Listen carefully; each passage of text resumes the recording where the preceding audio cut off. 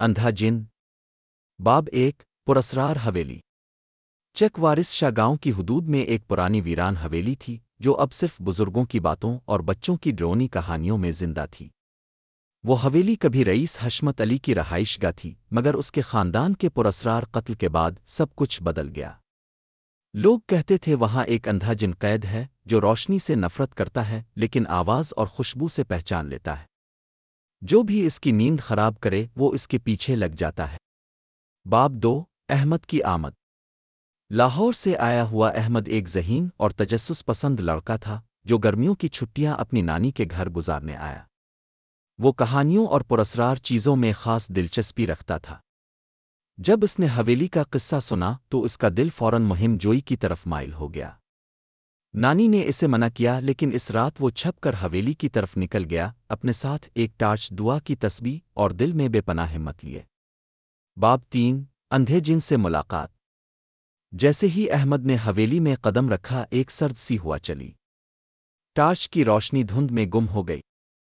अचानक एक गरजदार आवाज सुनाई दी। कौन है? कौन आया है मेरी तन्हाई चाराने? जमीन कांपने लगी। एक साया उभरा, अंधा जिन जो देख नहीं सकता था मगर अहमद की मौजूदगी को महसूस कर रहा था। जिन ने कहा, ताव कौन है? मुझे क्यों जगाया?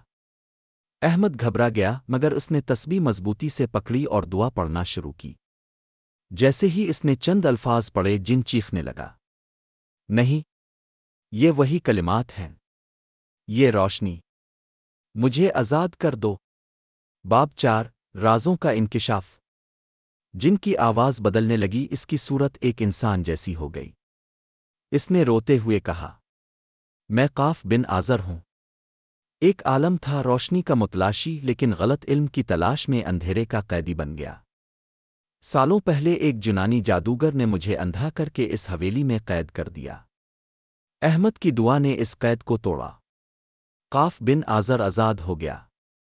इसने अहमद को अंगूठी दी और कहा, अगर कभी किसी ऐसे अंधेरे का सामना हो जिसका कोई हल ना हो, मेरा नाम लेना, मैं लूट आऊंगा।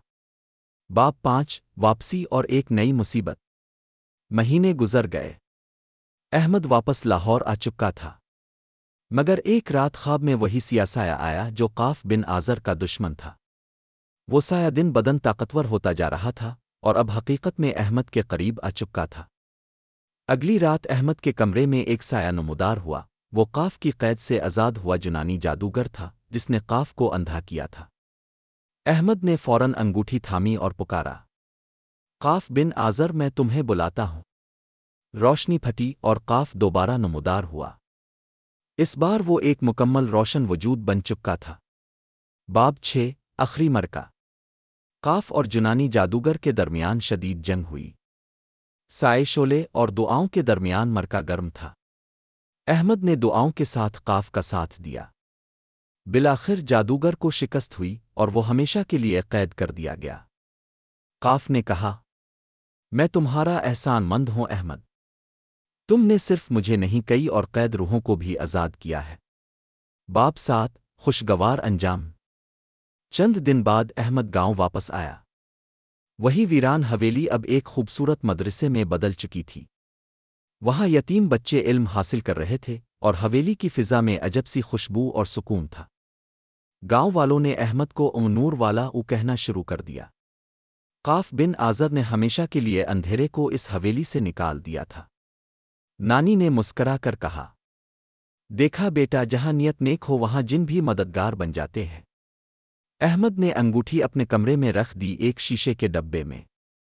इस पर लिखा था, जब दुनिया अंधेरों से डरे कोई ना कोई काफ बिन आजर जरूर आएगा। बस पुकारने की देर है।